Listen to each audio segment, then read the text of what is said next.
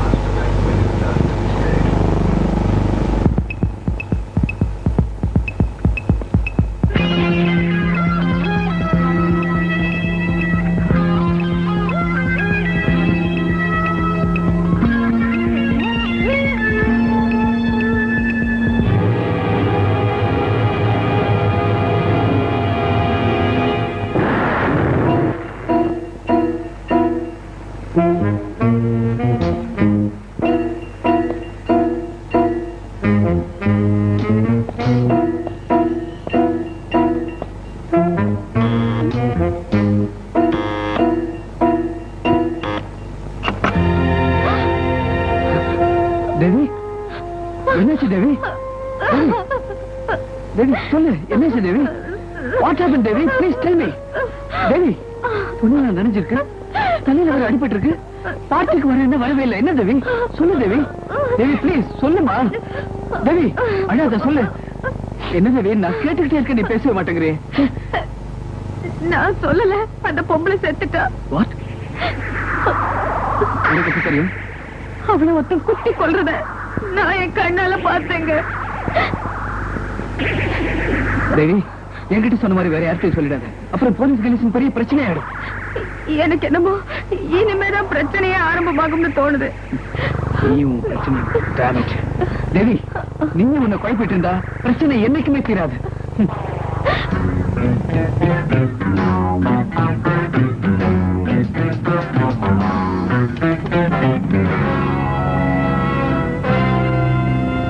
தேவி, இதுவரைக்கும் உன் மனசை அரைச்சுக்கிட்டு இருந்த கொலை நடந்து முடிஞ்சு போச்சு.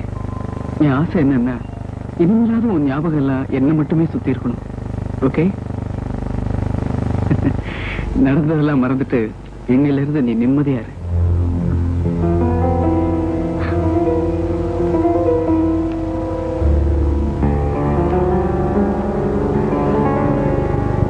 என்ன தேவி, என்ன இப்படி பாக்குற?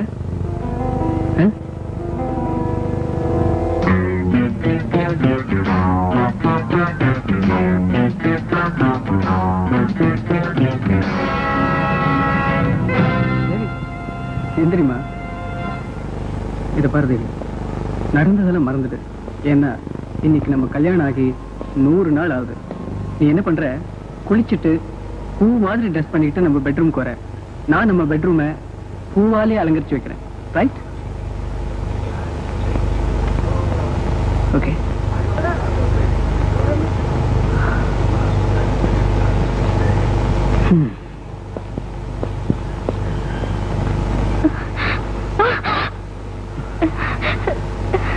ஏண்டி, நீ என்ன காட்டி கொடுக்க போறியா? Bloody bitch!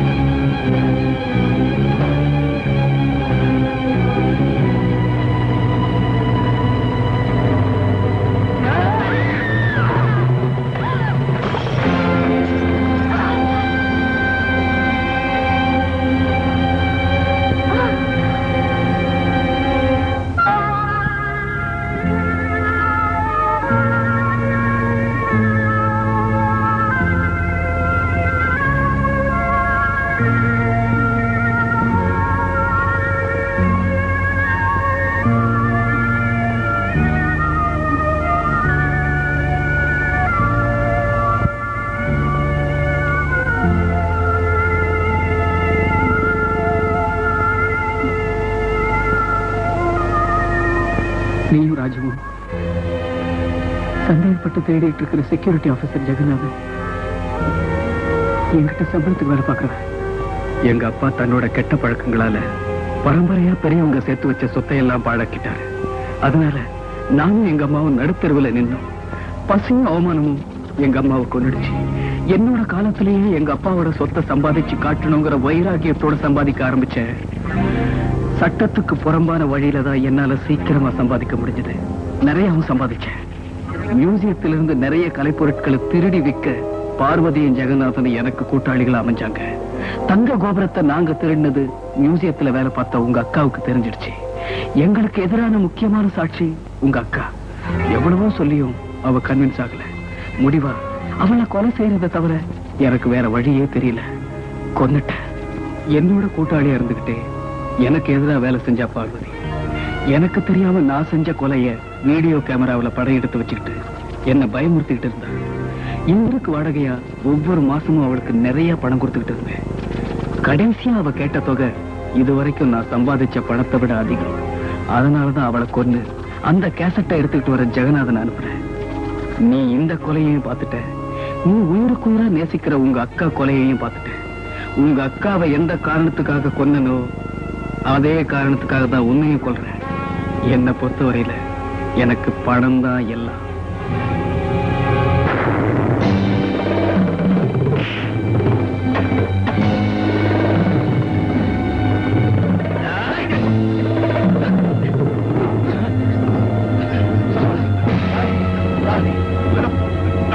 Security officer Jeganathan. யூசியத்துல வேலை பார்த்துட்டு ஒரு காதலி ஜெயா நீ நினைக்கிற மாதிரி யாரோட ஓடி போகல. சில திருட்டு போன விஷயம் அவளுக்கு தெரிஞ்சிட்டதுனால எங்க பாஸ்டா அவளை கொலை பண்ணாரு. சொல்ல யார் அனுப்புறது?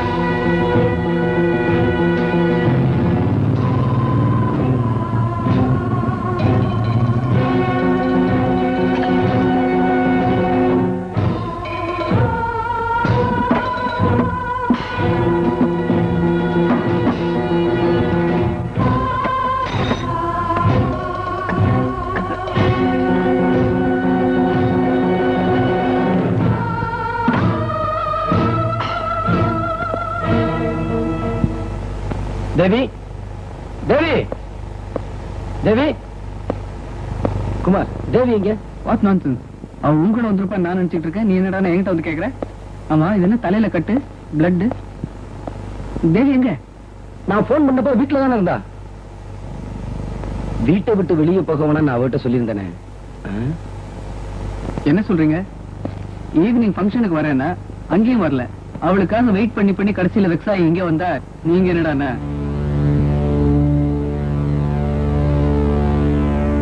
குமார் அவ சொன்னபடி அந்த கொலை நடந்துருச்சு. அப்படியா? ஆமா குமார். ஒருவேளை போலீஸ் ஸ்டேஷன் போயிருப்பாளோ? சரி வாங்க போய் பார்ப்போம்.